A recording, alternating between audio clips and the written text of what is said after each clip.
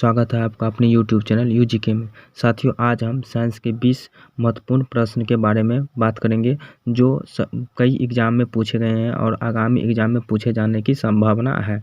तो चलिए हम वीडियो को स्टार्ट करते हैं। पहला प्रश्न है, शरीर की सबसे बड़ी ग्रंथि कौन है? तो शरीर का सबसे बड़ी ग्रंथि है, ऑप्शन सी हो जाएगा राइट आंसर, यकृत। शरीर का सबसे बड़ी ग्रंथि कौन सी है? तो यकृत शरीर की सबसे बड़ी ग्रंथि है। चलिए अगला प्रश्न देखते हैं। मनुष्य में मादा जनन अंग से किस हार्मोन का रिसाव होता है? तो मनुष्य में मादा जनन अंग से किस हार्मोन का रिसाव होता है? तो आपका सही आंसर हो जाएगा ऑप्शन सी, रिलैक्सिन हार्मोन का रिसाव होता है। चलिए अगला प्रश्न देखते हैं। अगला प्रश्न है, मनुष्य में ऐच्छिक गतियों का नियंत्रण किसके द्वारा होता है? तो मनुष्य में ऐच्छिक गतियों का नियंत्रण सेरिब्रम के द्वारा होता है। तो आपका राइट आंसर हो जाएगा ऑप्शन ए, सेरिब्रम। चलिए अगला प्रश्न देखते हैं।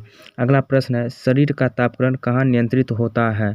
तो शरीर का तापक्रम हाइपोथैलेमस द्वारा नियंत्रित होता है। तो आपका सही आंसर हो जाएगा ऑप्शन सी, हाइपोथैलेमस। चलिए अगला प्रश्न है, अमीबा में भोजन का अंतर्ग्रहण किसके द्वारा होता है? तो अमीबा में भोजन का अंतर्ग्रहण कुटपाद के द्वारा होता है। तो आपका राइट आंसर हो जाएगा ऑप्शन ए, कुटपाद। चलिए अगला प्रश्न है, निम्न में कौन सा एंजाइम लार में पाया जाता है? तो लार में कौन सा एंजाइम पाया जाता है? तो आपका ऑप्शन हो जाएगा टाइलिन। ऑप्शन नंबर सी आपका सही आंसर हो जाएगा। चलिए अगला प्रश्न है, वह प्रक्रिया जिसके द्वारा मनुष्य श्वास ग्रहण करता है तथा छोड़ता है वह है? जिस प्रक्रिया के द्वारा मनुष्य सांस को ग्रहण करता है छोड़ता है उस प्रक्रिया को हम क्या कहते हैं? तो आपका सही आंसर हो जाएगा श्वासोच्छ्वास। तो आपका सही आंसर हो जाएगा ऑप्शन बी, श्वासोच्छ्वास। चलिए अगला प्रश्न देखते हैं।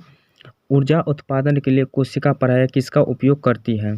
तो ऊर्जा उत्पादन के लिए कोशिकाएं किसका उपयोग करती है? तो आपका सही आंसर हो जाएगा ऑप्शन बी, ग्लूकोज का उपयोग करती है। अगला प्रश्न है, किस अभिक्रिया द्वारा पौधे में ऑक्सीजन बाहरी वातावरण से कोशिकाओं में पहुंचता है? तो दोस्तों विसरण के द्वारा पहुंचता है। तो आपका सही आंसर हो जाएगा ऑप्शन बी। अगला प्रश्न है, श्वसन की अभिक्रिया में खाद्य पदार्थों का परिणति क्या होती है? तो श्वसन की अभिक्रिया में खाद्य पदार्थों की परिणति विघटन कहलाती है। तो आपका सही आंसर हो जाएगा ऑप्शन ए, विघटन। चलिए अगला प्रश्न है, खाद्य पदार्थों का पौधे में स्थानांतरण का मुख्य रूप कौन सा है? तो आपका सही आंसर हो जाएगा सुक्रोज। ऑप्शन सी होगा सुक्रोज। चलिए अगला प्रश्न है, एक स्वस्थ मनुष्य का रक्तचाप होता है? तो एक स्वस्थ मनुष्य का रक्तचाप होता है 120/80। तो आपका सही आंसर हो जाएगा ऑप्शन बी। अगला प्रश्न है, मनुष्य के मस्तिष्क की सबसे बाहरी झिल्ली है? तो मनुष्य की मस्तिष्क की सबसे बाहरी झिल्ली होती है ड्यूरामीटर। आपका सही आंसर हो जाएगा ऑप्शन सी, ड्यूरामीटर। चलिए अगला प्रश्न देखते हैं। अगला प्रश्न है, मनुष्य की सूंघने की क्षमता को नियंत्रित करता है? तो मनुष्य की सूंघने की क्षमता को नियंत्रित करता है घ्राणेंद्रिय पाली। आपका सही आंसर हो जाएगा ऑप्शन बी। अगला प्रश्न है, मनुष्य में बुद्धि एवं चतुराई का केंद्र है? तो मनुष्य में बुद्धि एवं चतुराई का केंद्र है सेरिब्रम। तो आपका सही आंसर हो जाएगा ऑप्शन सी, सेरिब्रम।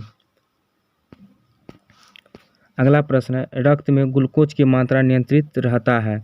तो रक्त में ग्लूकोज की मात्रा नियंत्रित रहता है इंसुलिन के कारण। तो आपका सही आंसर हो जाएगा ऑप्शन डी, इंसुलिन के कारण।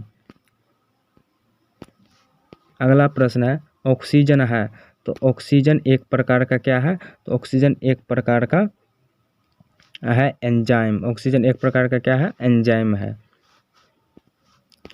अगला प्रश्न है, जैव पराक्रम के अंतर्गत कौन आता है? तो जैव पराक्रम के अंतर्गत पोषण भी आता है, उत्सर्जन भी आता है और श्वसन भी आता है। तो आपका आंसर हो जाएगा ऑप्शन डी, सभी। अगला प्रश्न है, गोबर छत्ता किसके अंतर्गत आता है? तो गोबर छत्ता मृतजीवी के अंतर्गत आता है। तो आपका सही आंसर हो जाएगा ऑप्शन सी, मृतजीवी। अगला प्रश्न है, वायुमंडल में सामान्यतः CO2 पाया जाता है। तो वायुमंडल में CO2 की मात्रा 0.03% होता है। तो आपका सही आंसर हो जाएगा ऑप्शन डी 0.03%। दोस्तों वीडियो कैसा लगा कमेंट बॉक्स में बताइएगा। वीडियो को लाइक और चैनल को सब्सक्राइब कीजिएगा। फिर हम मिलते हैं इसी तरह के क्वेश्चन के साथ अगली वीडियो में।